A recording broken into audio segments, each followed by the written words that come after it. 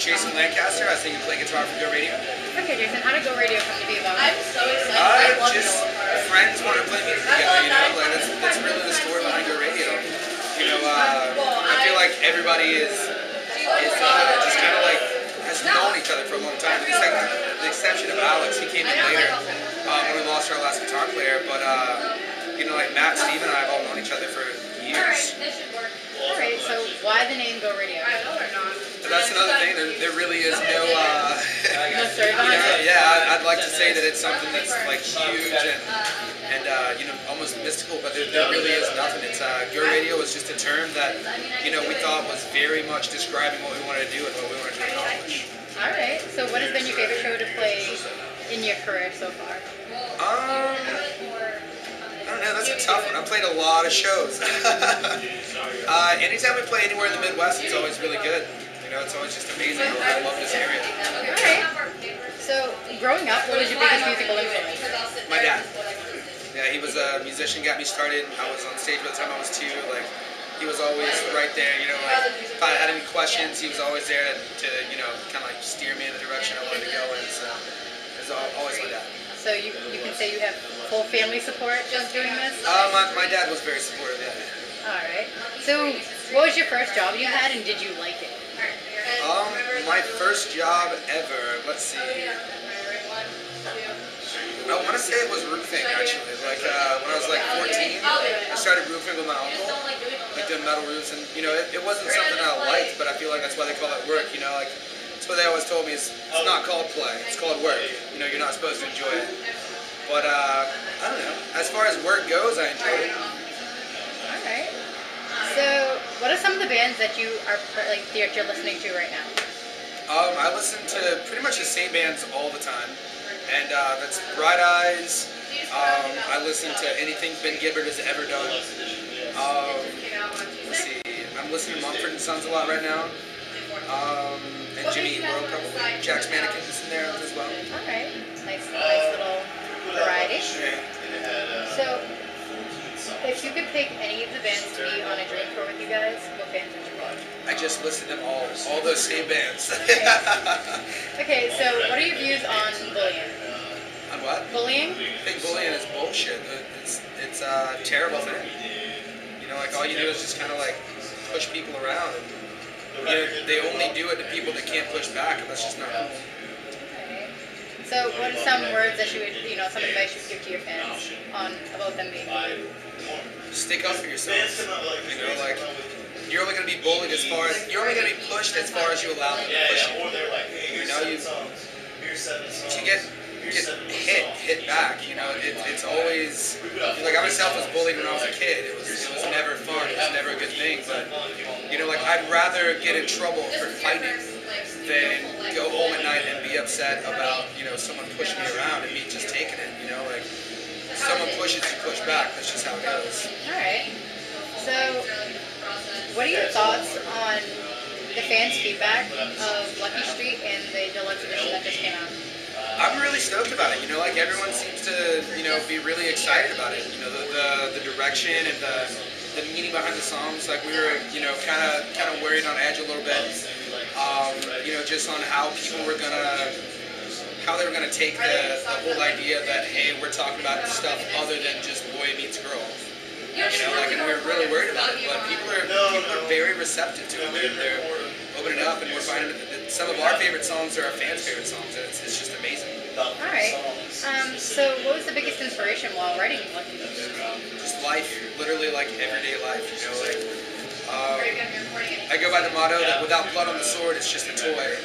And that's basically just saying, like, I can't talk about something I don't know about.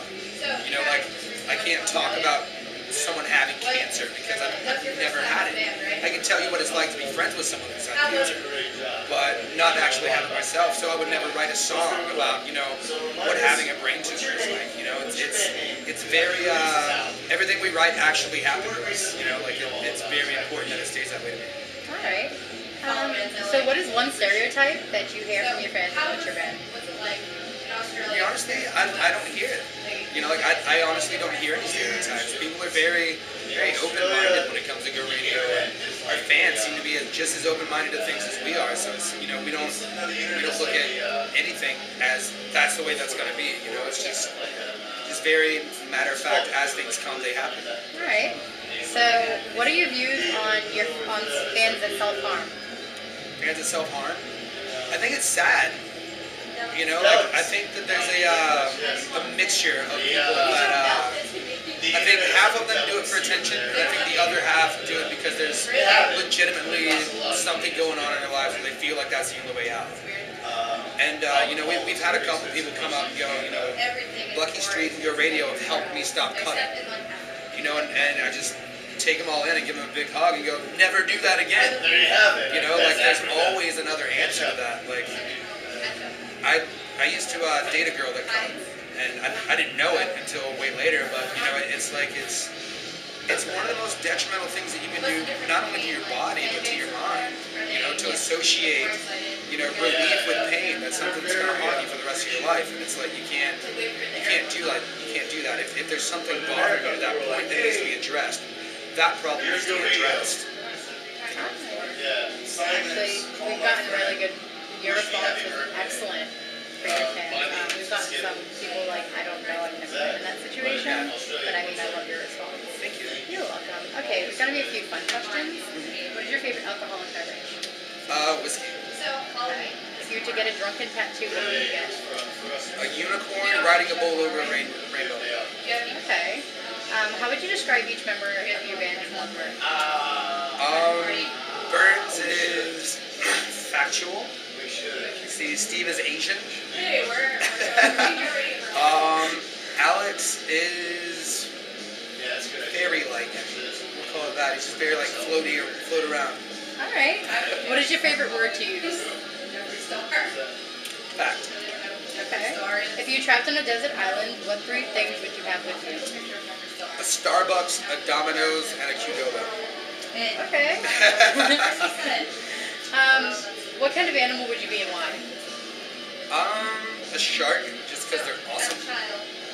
Alright. Craziest thing you've done in your life so far? Ooh, that's a tough one. I don't feel like the craziest thing I've done in my life is arable. So, let's see. We used to, when I was a kid, we used to go and make bulls mad and see if we could outrun them to the fence. Pretty nuts. Alright, if you could have any superhero power, what would it be? What's your favorite I would have the power to have any power. Alright. Actually, that's awesome. A lot of people like to know flying. I'm like... The power to have any power, because then I can fly whenever I want. Shoot Teleport lasers out of my eyes, no matter what. Get the alcohol when you want, If you woke up as a female, how would you react? Christmas is one of those times of year that nobody... I think I'd be very upset. Like, I love women. Women are awesome. I love them to death. You can ask anyone that I've ever met. But as far as being one, I'm very happy to not have that problem. Alright, how would you like to be killed off in a horror movie? Let's see. I would like to be flying off a cliff, parasailing, and have a gremlin or some sort of a monster come up and cut the wings and have me crash into a mountain. That's pretty awesome. Alright. I watch a lot of horror movies. This is actually something I've thought about. Like, it's my favorite genre of movie. That's awesome. Alright, favorite movie growing up? Sleepaway Camp. Okay. Favorite horror movie of all time? Sleepaway Camp. Have you ever seen that? Yes. So good. Okay, last 2 questions. What can we expect from your radio in November and December of this year and the beginning Hey, just of say next? goodbye. Wait. November, we're on the tour. Goodbye. December, we're taking off. January, we're taking off. We're going to do some writing, just kind of like take a break. We've done like roughly 10 months of touring this year. Like, we just got to take a little bit of time off and just kind of, enjoy ourselves, enjoy our home, and catch up with our friends, and then go back to the tour. That's right. Alright, and what are some of the last You words guys from trying to you make me get to out your of the fan interview base? chair? Where's some what? Last words to your fans. You're like, I totally fucked Without that the band, guy. you can never fully appreciate I was it. like, I'm not your high school buddy. So love the bad times too.